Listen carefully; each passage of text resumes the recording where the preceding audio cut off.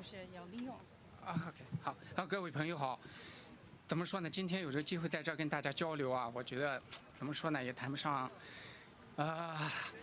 ，30年来这种内心的这种郁闷、愤怒，不由自主的都涌出来。不过刚才呢，我听朋友们介绍的时候啊，说我当时在天安门，这点我可能要纠正一下，我当时是在山东，在电视机前观看天安门的事情。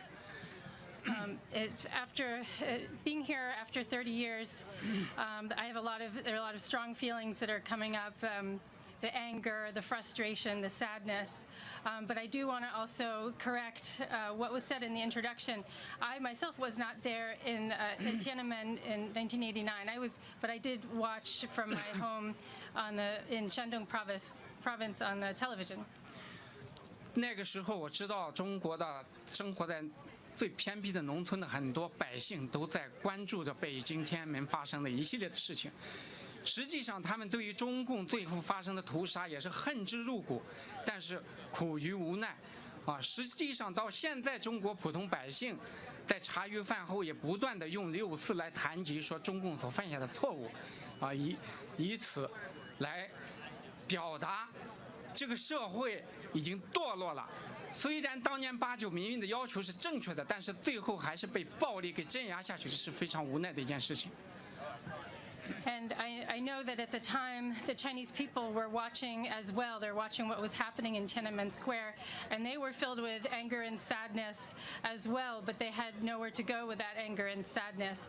And ever since that time, the Chinese people have used Tiananmen as a way of talking about their disappointment and anger about the regime, and how the regime and the country have sunk. 那么实际上，我们看到的解密文件来看呢，中共一直对中国人说从来没有这个死人，但实际上我们看到美国解密的文件是有10454人被杀，受伤者多达伤残者多达28796人。And since secret files have come out that were held by the American government, it's been revealed that despite the fact that the communist regime says that no one died at Tiananmen, more than 10,000, roughly 10,425 people were killed, and over 28,000 people were injured in that incident. 实际上当时我在监狱的时候，有一个青岛的学生领袖曾经告诉我，中共那场大屠杀实际是有预谋的。他在全国各地，除了省会城市以外，包括2线、3线城市都部署了荷枪实弹的这个军队，就等着大家上街进行屠杀。中共这次向全国人民的宣战已经30年了，我觉得我们需要思考的、需要反思的很多。And when I was in prison, I spoke with somebody who had been a leader in the student movement, and he said that the military operation had been planned for quite a while by the government, by the regime, and that it was nationwide in its scope. It wasn't something that just happened overnight in Beijing alone. And ever since then, the Chinese regime has thought of it, the people of China has declared war on the people of China. So we really need to think about this incident and consider what it means today. 89年之后，中共把当时屠杀这个平民和学生的那些退伍的军人都安插到了这个党政机关里边。那么这些30年来，中共一直还在利用他们对中国人民进行打击和破坏，那么建立了这种庞大的维稳系统、国保系统、武警系统。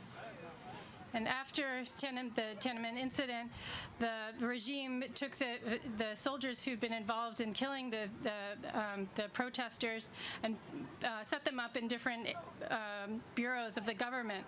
And since then, the Chinese regime has expanded its system of control over the population with the Stability Maintenance Agency. 那么当时89年之前，西方民主国家没有及时的做出正确的反应，导致中共最后对中国人民大开杀戒。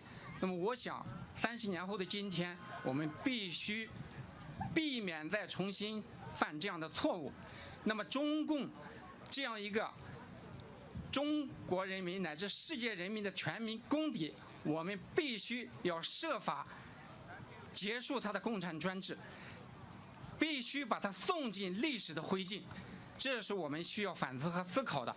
中共这样一个杀人的恶魔政权，对于6·4这个罪责，我们必须对他进行惩罚，必须要求他为此付出应有的代价。Before 1989, the West didn't take it into consideration that the Chinese regime could actually open fire on its own people. Now today, the West is still not prepared for a similar kind of situation. We need to be looking at this very seriously. We need to consider that the Chinese regime is not only the enemy of the Chinese people, but enemy of the entire world. We need to think about how we can make the Chinese regime go into the ash pit of history. Thank you. 我们从中共每年出动武警近200万次这个数字来看，中国人民对于中共的反抗从来没有停止，而且越来越强烈。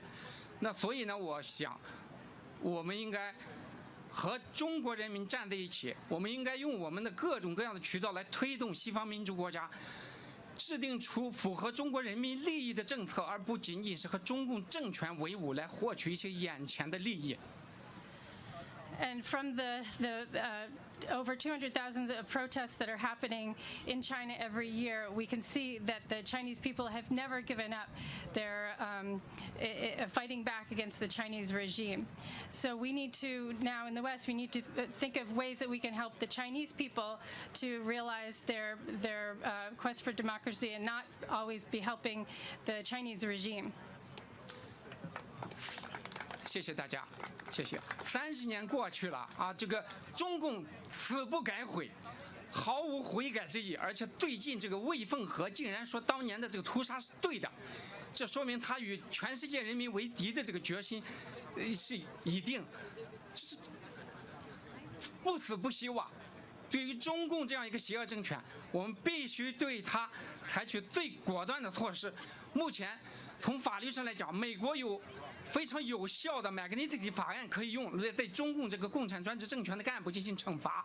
另外，我觉得美国也应该果断地考虑采取实际行动，除了我们在这儿举办活动之外，采取一些具体的，比如说支持台湾，比如说支持给中国人民直接提供实际的、有力的、有效的一些帮助，包括技术上的，包括物质上的，包括实体上的，来协助中国结束共产专制，走向民主，让中国人民结束共产专制的苦难。